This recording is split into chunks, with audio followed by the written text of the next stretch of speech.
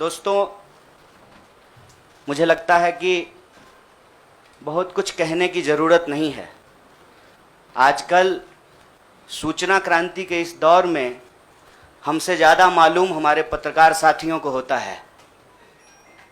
तो बेहतर ये होगा कि आप सवाल पूछें, मैं आपका जवाब दूं। लेकिन आप सवाल कहाँ से पूछेंगे और आपके मन में कौन से सवाल चल रहे हैं, इसका थोड़ा सा अंदेशा है, मुझे थोड़ा अंदाज़ा भी है।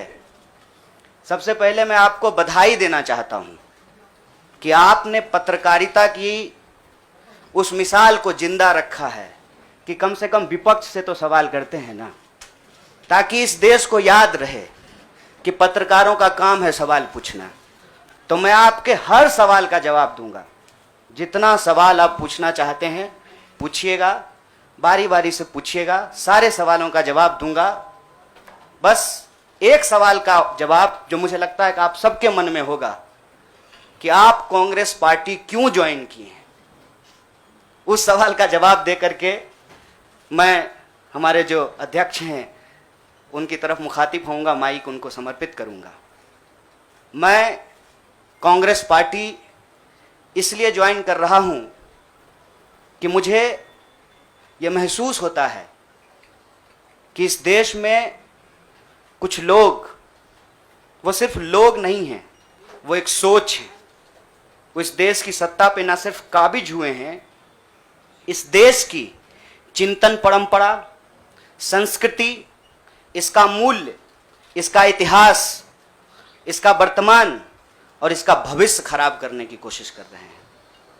वो जो सोच है, उस सोच के बारे में आप अपने आप समझ जाएंगे, क्योंकि कहीं मैंने पढ़ा था कि आप अपने दुश्मन का चुनाव कीजिए, अपने विपक्ष का चुनाव कीजिए, दोस्त अपने आप बन जाएंगे। तो हमने ये चुनाव किया है। हम इस देश की सबसे पुरानी पार्टी, सबसे लोकतांत्रिक पार्टी, मैं जोर दे करके बोल रहा हूं लोकतांत्रिक पार्टी, ताकि आप लोग परिवारवाद पे सवाल जरूर कीजिएगा। लोकतांत्रिक पार्टी में हम इसलिए शामिल होना चाहते हैं कि हमको लगता है, और सिर्फ हमको नहीं लगता है, इस देश के लाखों करोड़ों नौजवानों को यह लगने लगा है कि अगर कांग्रेस नहीं बचा तो देश नहीं बचेगा। और यह बात मैं आपको स्पष्ट कर देता हूं, देश में प्रधानमंत्री अब भी हैं, देश में प्रधानमंत्री इससे पहले भी थे, देश में आगे भी प्रधानमंत्री होते रहेंगे। लेकिन आज जब हम लोग श्री राहुल गांधी जी के उपस्थिति में फॉर्मली कांग्रेस पार्टी का फॉर्म भर रहे थे, तो साथी जिग्नेश ने संविधान की कॉपी दी और हमने उनको भगत सिंह, गांधी और अंबेडकर की तस्वीर प्रस्तुत किया, क्योंकि हमारा यह मानना है कि आज इस देश को भगत सिंह की वीरता की जरूरत है, भगत सिंह के साहस की जरूरत है। आज इस देश को अंबेडकर की समानता की जरूरत है, और आज इस देश को गांधी की एकता की जरूरत है। गांधी जब कहते हैं रघुपति राघव राजा राम, पतित पावन सीताराम, ईश्वर अल्लाह तेरो नाम, सबको सन्मति दे भगवान, ये गांधी की एकता है। जब अंबेडकर कहते हैं कि किसी भी समाज का मूल्यांकन वहां महिलाओं की क्या स्थिति है इस बात से होगा, तब वो समानता की वकालत कर रहे होते हैं। मैं नहीं मानता हूं कि डॉक्टर बाबा साहब भीमराव अंबेडकर किसी एक समुदाय के नेता थे। कांग्रेस पार्टी ने, संविधान सभा ने डॉक्टर बाबा साहब भीमराव अंबेडकर को संविधान बनाने की जिम्मेवारी दी, और उस संविधान के प्रियम्बल में यह लिखा है, हम भारत के लोग भारत को एक प्रभुत्व संपन्न समाजवादी धर्मनिरपेक्ष लोकतांत्रिक गणराज्य बनाने के लिए, इसमें समानता, न्याय के मूल्य निहित हैं। और जब भगत सिंह कहते हैं कि आप व्यक्ति को कुचल सकते हैं, विचारों को नहीं, आप बम और पिस्तौल से कभी इनकलाब नहीं ला सकते हैं, उस साहस की जरूरत है हमको। मुझे नहीं लगता है, मेरे बहुत सारे राजनीतिक दोस्तों को यह लगता है। मुझे लगता है कि यह देश 47 से पहले वाली स्थिति में चली गई है, लेकिन जिनको लड़ना है उनके पॉलिटिकल इमेजिनेशन में आज भी हर कोई अपना अपना शोरूम बचाने के चक्कर में है। रे भाई, मॉल में आग लग गया है, दुकान बचाओगे? बस्ती में जब आग लग जाती है ना, बेडरूम की चिंता नहीं करनी चाहिए। आज हम इस मुहाने पे खड़े हैं कि इस देश के भीतर भारतीय होने की जो पहचान है, जिसमें बुद्ध निहित हैं, जिसमें कबीर निहित हैं, जिसमें नानक निहित हैं, जिसमें हर बार हर दौर में सत्ता से सवाल पूछने का साहस होता है, उस भारतीय चिंतन परंपरा को बचाने की जरूरत है।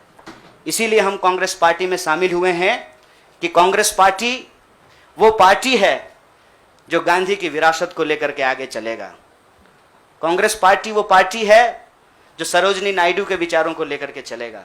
कांग्रेस पार्टी वो पार्टी है जो अम्बेडकर, नेहरू, अशफाक उल्लाह खान, शहीद आजम भगत सिंह और मौलाना अबुल कलाम आज़ाद के रास्तों पे चलेगा। हम जब भी समानता और बराबरी की बात करते हैं, यह कुछ व्यक्तियों तक सीमित नहीं है, यह भारतीय होने का इतिहास है। और इस भारतीय होने के इतिहास को अपने आप में यदि कोई समेटे हुए है तो देश की सबसे पुरानी पार्टी है। लेकिन यह जो ऐतिहासिक जिम्मेवारी है, उस जिम्मेवारी से मैं अपना मुंह नहीं मोड़ सकता हूं। मैं जहां पैदा हुआ, जिस पार्टी में पला बढ़ा, उसके प्रति मैं आभार व्यक्त करता हूं। उसने मुझे सिखाया, पढ़ाया, लड़ने का जज्बा दिया है। लेकिन उस पार्टी के साथ साथ मैं उन लाखों करोड़ों लोगों को भी धन्यवाद देना चाहता हूं जो किसी पार्टी से जुड़े हुए नहीं थे। अपने स्कूल के व्हाट्सएप ग्रुप में जब हम लोगों के ऊपर अनावश्यक आरोप मढ़े जाते हैं तो अपने दोस्तों से लड़ रहे थे, अपने घरों में डिनर टेबल पर लड़ रहे थे। लोगों की दोस्तियां टूट गई हम लोगों के आंदोलन के समर्थन में, और मैं मजाक नहीं कर रहा हूं, लोगों के डिवोर्स तक हो गए। ये जो देश में एक वैचारिक संघर्ष छिड़ा है, उस वैचारिक संघर्ष को कांग्रेस पार्टी ही नेतृत्व दे सकती है, यह हमारा भरोसा है।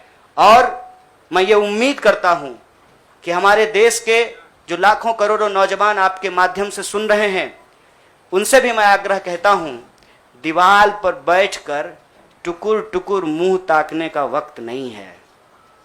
ये अर्जेंसी का टाइम है, और इस अर्जेंसी के टाइम पे दीवार पे बैठ करके दायां जाएं कि बायां जाएं, ये मत सोचिए। जब आप जंग में होते हैं तो आपके पास जो अवेलेबल चीजें होती हैं, आप उससे मुकाबला करने की कोशिश करते हैं। कांग्रेस पार्टी एक बड़ी जहाज है। अगर कांग्रेस पार्टी बचेगी तो हमारा मानना है इस देश के लाखों करोड़ों नौजवानों की आकांक्षाएं बचेंगी, गांधी की मीमांसा बचेगी, भगत सिंह के सपनों का भारत बचेगा, और डॉक्टर बाबा साहब भीमराव अंबेडकर की समानता का भारत का निर्माण संभव हो पाएगा।